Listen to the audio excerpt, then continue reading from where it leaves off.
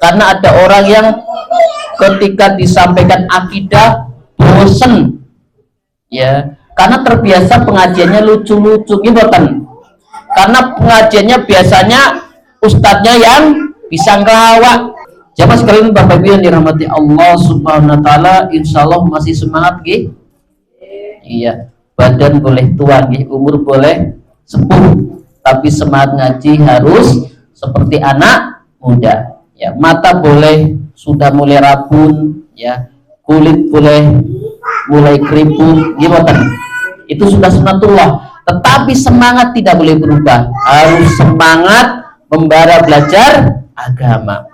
Apalagi belajar akidah, karena kita masih di jilid pertama jamaah sekalian, pembahasan seputar akidah. Apalagi di usia yang sudah tua ini, akidahnya harus makin mantap. Kita nanti akan bertemu dengan Allah Subhanahu wa taala, harus memiliki akidah yang lurus. Akidahnya tidak boleh belok-belok. Karena kunci masuk surga adalah lurusnya akidah. Bahkan Allah Subhanahu wa taala menerima seorang hamba nanti di akhirat bagi orang-orang yang hanya akidahnya lurus. Dalam sebuah diskusi Bapak Ibu yang dirahmati Allah Subhanahu wa taala, Allah tidak peduli sebanyak apa dosa hambanya, tidak peduli sekalipun sebesar bumi, sebesar langit, seluas lautan. Seorang hamba datang kepada Allah dengan sebegitu banyak dosanya, selama dia tidak menyekutukan Allah, selama dia tidak berbuat syirik, maka Allah terima. Makanya kita Bapak Ibu yang dirahmati Allah Subhanahu wa taala, jangan pernah bosan-bosan belajar akidah. Makanya di sini yang pertama menjadi jilid pertama adalah pembahasan akidah. Nanti setelah itu baru bab setelah ini ada bab adab. Bagaimana panjenengan dengan tetangga, bagaimana panjenengan di rumah tangga, bagaimana panjenengan di pasar, sampai kita berinteraksi dengan hewan juga ada adabnya. Tetapi yang penting adalah akidah, karena ini kunci jemaah sekalian dirahmati Allah Subhanahu wa taala.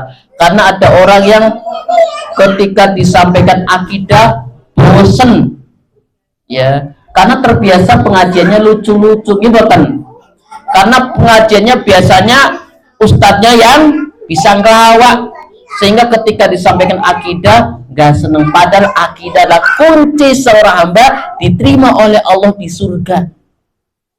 Makanya bahayanya sedikit saja menyekutukan Allah, ya, faqad haramallah alaihil jannah. Sedikit saja kita menyekutukan Allah, sedikit saja kita berbuat syirik, maka diharamkan masuk surga. Makanya kita harus tetap semangat belajar akidah. Jadi kita masih bab akidah Bapak Ibu yang dirahmati Allah Subhanahu wa taala. Sekali lagi, umur boleh tua tapi semangat belajar usia muda, apalagi belajar akidah. Pada pagi yang berbahagia ini Bapak Ibu yang dirahmati Allah Subhanahu wa taala, kita akan membahas mentauhidkan Allah dalam hal ibadah. Kenapa Bapak Ibu yang dirahmati Allah Subhanahu wa taala? Karena salah satu kunci diterimanya amal adalah akidah yang lurus, tauhid yang benar. Dan ada amal yang begitu banyak, muspro, sia-sia, mubadir, tidak diterima gara-gara ada satu perbuatan yang menyekutukan Allah tadi. Faqad haramallah alaihil jannah. Maka sungguh diharamkan orang yang menyekutukan Allah baginya masuk surga. Makanya kita harus betul-betul ketika beribadah mentauhidkan Allah Subhanahu wa taala. Yu'minul muslimu bil uluhiyah.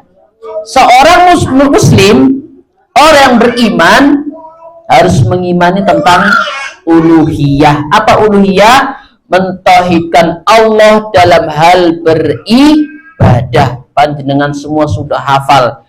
Inna sholati wa nusuki wa mahyaya wa mamati lillahi rabbil alam. Itu tauhid uluhiyah. Jadi mentauhidkan Allah, mengesahkan Allah dalam hal beribadah, namanya tauhid uluhiyah. Makanya di Al-Fatihah, iyyaka na'budu wa iyyaka nasta'in. Hanya kepada Engkaulah kami menyembah dan hanya kepada Engkaulah kami meminta pertolongan. Itu tauhid uluhiyah.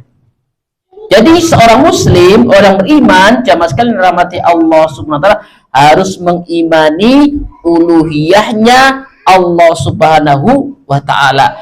Harus mentauhidkan Allah, mengesahkan Allah dalam hal beribadah. Maksudnya apa? Semua perbuatan ibadah kita ditujukan untuk Allah. Itu namanya uluhiyah. Kita sholat tujuannya untuk Allah. Karena ada orang sholat duha biar rezekinya lancar. Tetap sekalipun sholat duha tujuannya untuk Allah.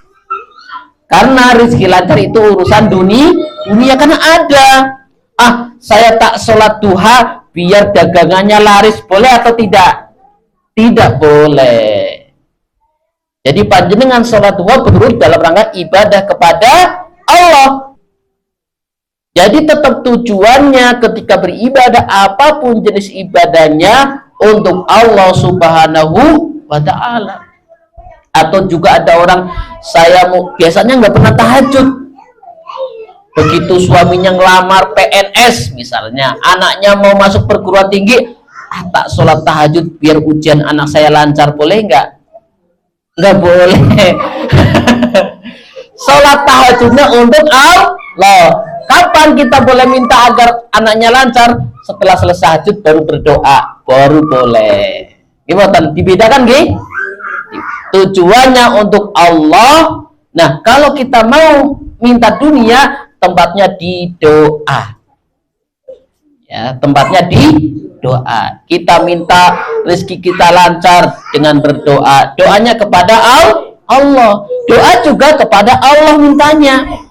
Karena ada yang berdoa di kuburan keramat. Mbah, anak saya mau nikahan, ya semoga lancar ya Mbah, gitu. Jadi sekali lagi Bapak Ibu yang dirahmati Allah Subhanahu wa taala, jadi kita mentauhidkan Allah dalam hal ibadah ketika berdoa, sholat, puasa, zakat, termasuk besok nanti kita Idul Adha, itu untuk Allah. Ya, bukan untuk siapa-siapa. Makanya puncak dari Idul Adha adalah ketika darahnya mengalir. Itu puncak seorang mentauhidkan Allah Subhanahu wa ta'ala.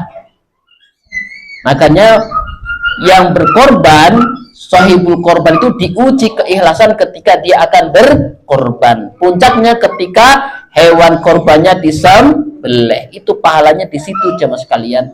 Bukan karena besar sapinya, kambingnya, gemuk, ya tidak, tapi apa? Nilai keikhlasannya jemaah sekalian Bapak Ibu yang dirahmati Allah Subhanahu wa taala. Wa rububiyatihi li jami'il alamin, dan rububiyah Allah.